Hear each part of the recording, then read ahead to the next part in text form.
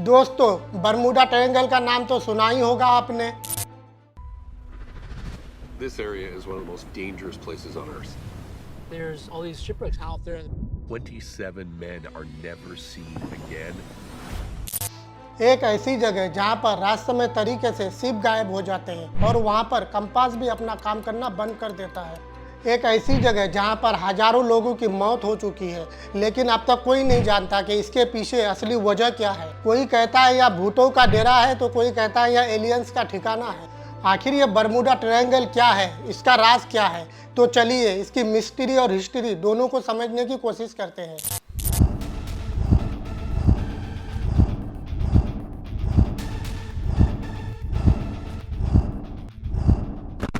दोस्तों, Bermuda triangle north Atlantic ocean में शामिल एक गुप्त जगह है। इसे डेविल ट्रायंगल के नाम से भी जाना जाता है, क्योंकि यहाँ पर जो भी कोई पहुँचा है वो वापस नहीं आया है, फिर वो चाहे बड़े से बड़ा शिप हो या इंसान।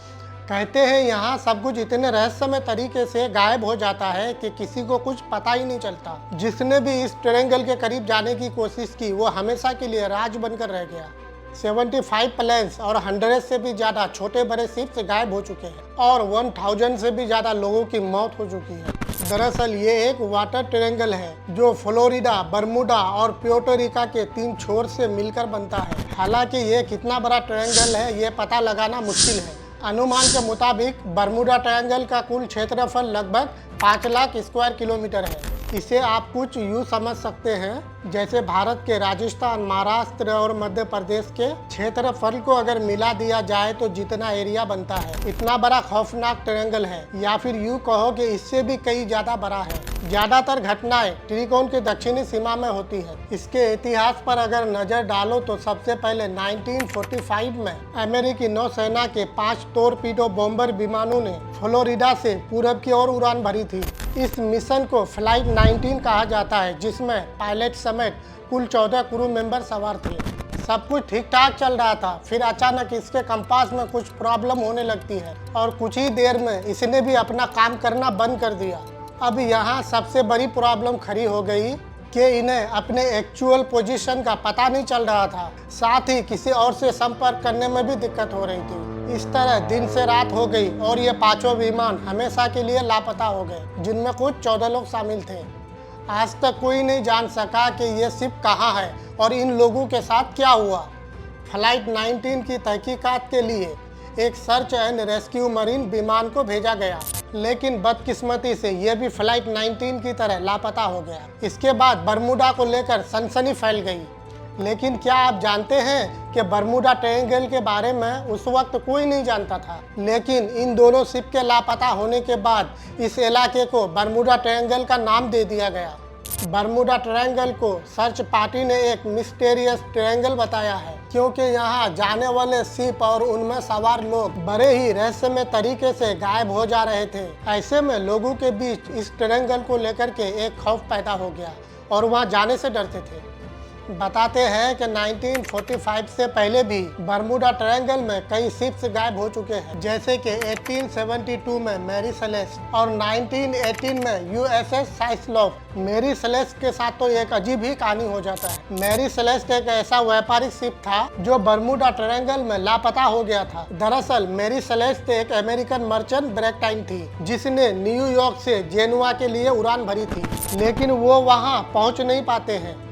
5 दिसंबर 1872 में यह शिप अटलांटिक ओशियन के आसपास पाया गया। कुछ लोगों का कहना था कि इस शिप को समुद्री लुटेरों ने लूट लिया होगा, लेकिन जब इसकी जांच की गई तो एक चौंकाने वाली बात सामने आ गई। शिप में सारा सामान सही सलामत रखा हुआ था, पर ना तो शिप में कोई सवार था, ना ही शिप के कर्मचारी। ऐसे में सवाल उठता है कि अगर इस शिप को सच में समुद्री लुटेरों ने लूट लिया होता तो इसमें रखा हुआ सारा कीमती सामान नहीं मिलता। इसलिए यह शिप एक अनसुलझी पहेली बनकर रह गया।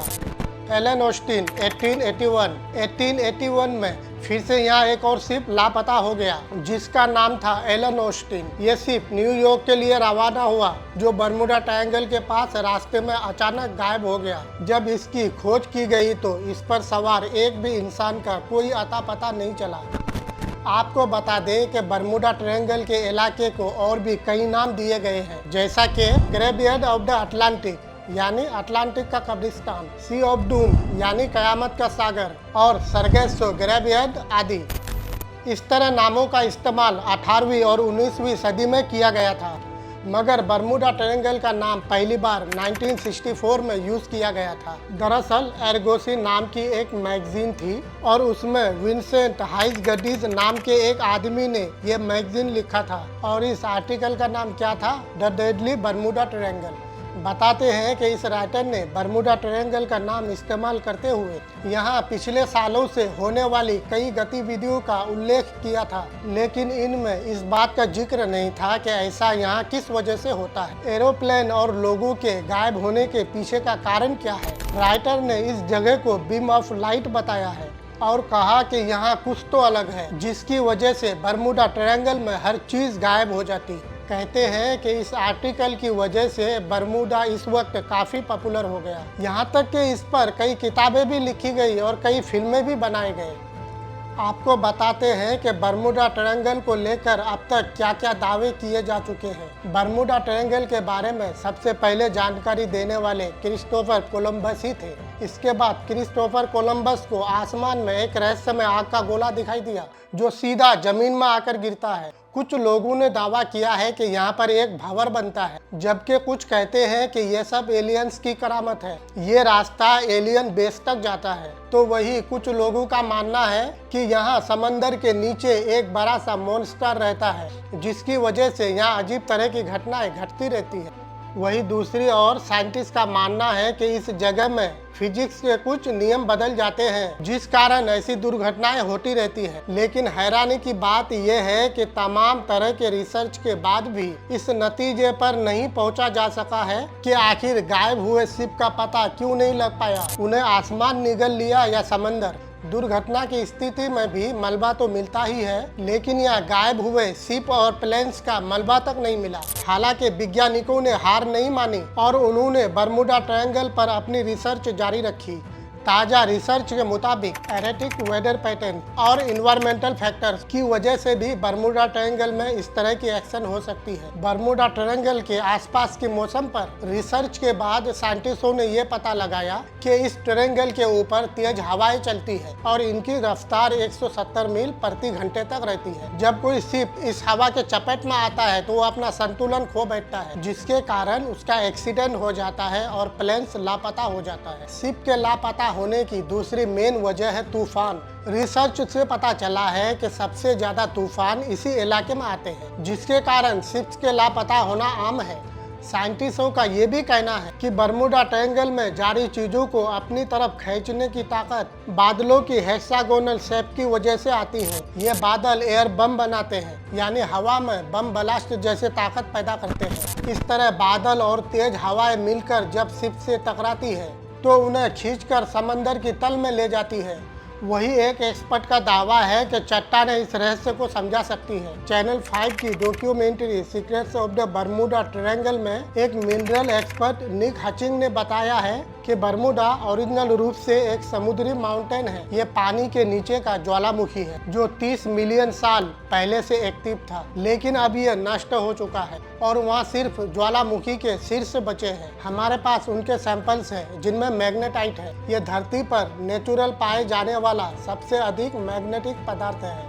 हचिंग ने आगे बताया कि उससे मिली चट्टानों के टुकड़े और एक कंपास को लेकर हमने एक प्रयोग किया था। जब चट्टान के टुकड़ों को इबेन में रखा गया और उस पर कंपास को घुमाया गया तो उसकी सुई बहुत तेजी के साथ घूमने लगी। ऐसा इसलिए हुआ क्योंकि चट्टानों में मैग्नेटाइट है। निक हचिंग का कहना है कि आप बस बर्मुडा को पार करने वाले प्राचीन नाविकों की कल्पना कर सकते हैं। उसके अलावा National Oceanic and Atmospheric Administration का कहना है कि there is no evidence that mysterious disappearance occur with any greater frequency in the Bermuda Triangle than in any other large well traveled area of the ocean। इसका मतलब है कि इस बात का कोई सबूत नहीं है कि बर्मुडा ट्रायंगल में प्लेन और शिप्स गायब हो जाते हैं। बर्मुडा में हम जो रहस्य गतिविधियां देखते हैं वो हमें दूसरी समुद्री इलाकों में भी देखने को मिलता है।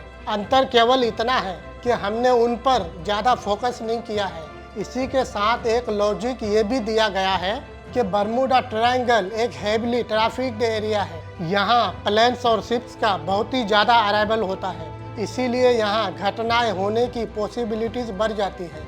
इस तरह कुल मिलाकर बर्मुडा ट्रायंगल मिस्ट्री की रियलिटी ये है कि इन तमाम मिस्टीरियस का बर्मुडा ट्रायंगल से कोई लेना देना नहीं है। बर्मुडा का सिंपल सा फैक्ट है कि यहाँ पर तेज हवाएं चलती हैं, तेज तूफान आते हैं और ट्रैफिक का हेवी लोड होने की वजह से यहाँ इस तरह की घटनाएं घटना आम है।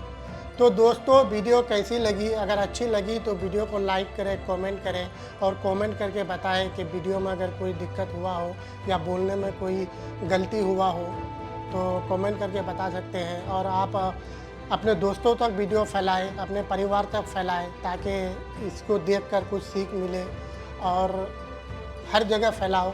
जब तक के लिए बाय।